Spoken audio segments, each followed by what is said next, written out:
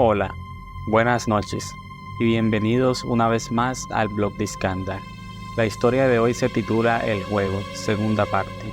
Si aún no has escuchado la primera parte, te invito a hacerlo. Te la dejo en tarjeta de sugerencias acá arriba. Un silencio sepulcral se apoderó de aquella habitación. Los cuatro amigos sintieron de golpe cómo la magia que envolvía las paredes se difuminaba, para regresarlos de golpe a la realidad en la cual debían ir a la escuela y regresar a sus casas para evitar el regaño de sus padres. Ninguno de ellos lo sabía, pero sus vidas jamás volverían a ser lo que fueron antes de entrar a aquella casa.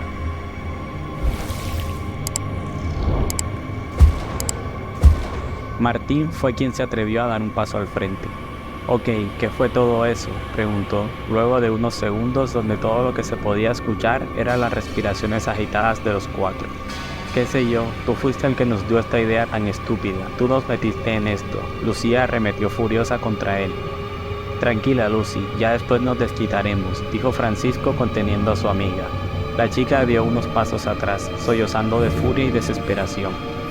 «No sé ustedes, pero yo ya tuve suficiente», dijo Claudia luego de un instante. Su rostro era de pura angustia, como si hubiera pasado por un estado de shock. Claudia se dirigió a la puerta y giró el pomo. Lucía caminó tras ella y Francisco no tardó en unírseles. Martín se quedó allí en esa habitación, de pie, mirando a todas partes, pero especialmente al tablero, que yacía allí, inerte. Suspiró con fastidio y caminó hacia la salida para reunirse con sus amigos. El camino de regreso fue lento y tenso. Ninguno de los cuatro había podido superar la sensación de profundo malestar, la brutal incertidumbre y el terror tan absoluto que los había envuelto. Las palabras sobraban totalmente. Lo único en lo que los cuatro podían pensar, como si se tratara de una pesadilla colectiva ineludible, era en esa casa, en sus muebles destruidos y su ambiente lúgubre y mortificante, y sobre todo en el tablero que habían visto, y que sin duda había llegado para quedarse. No podían expresarlo quizás con las palabras adecuadas.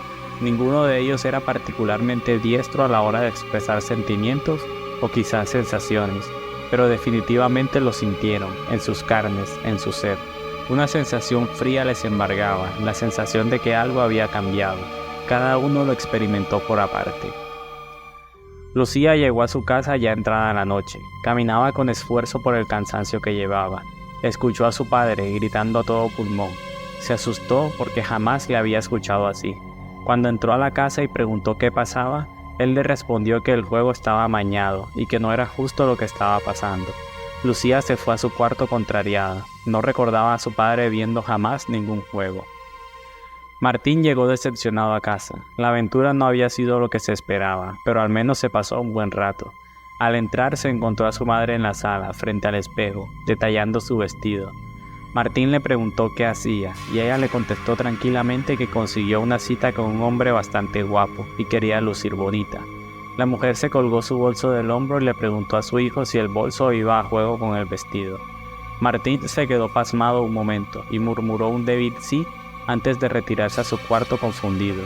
No recordaba la última vez que su madre se había arreglado así de elegante, y menos que tuviera cita. Claudia no superaba su estado de shock. Lo que vivió en esa casa fue algo casi traumático para ella. Mirara donde mirara, su mente le jugaba malas pasadas, y la dichosa casa se aparecía en su campo visual a todo momento. La chica cada vez daba un respin, solo para fijarse que había sido un truco de su mente, o quizá fue algo más.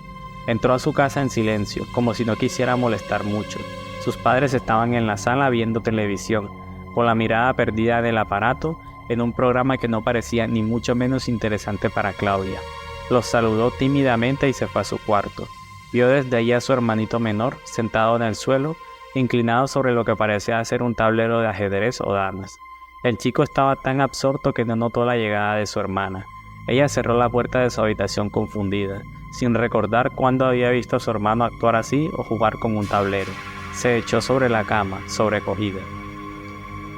Francisco pasó por casa de su primo por la noche, antes de llegar a la propia. El chico se había comprado ese mismo día una nueva consola de videojuegos, y estaba completamente absorto en la pantalla, casi ajeno a todo lo demás.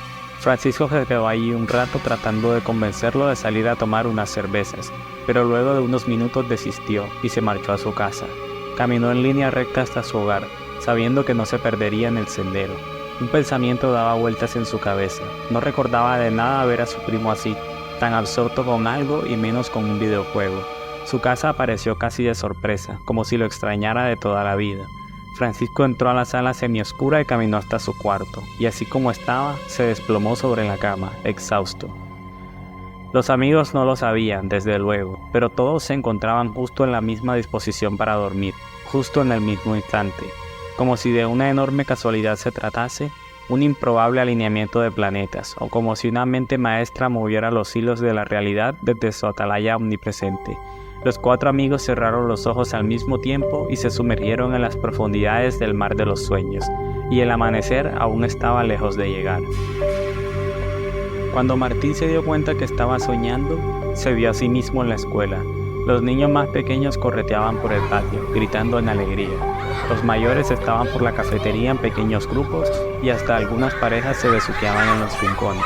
Algunos otros muchachos jugaban fútbol a pesar de la leve lluvia que caía en ese momento. Martín sonrió, viéndose en un ambiente familiar, en un lugar que le gustaba.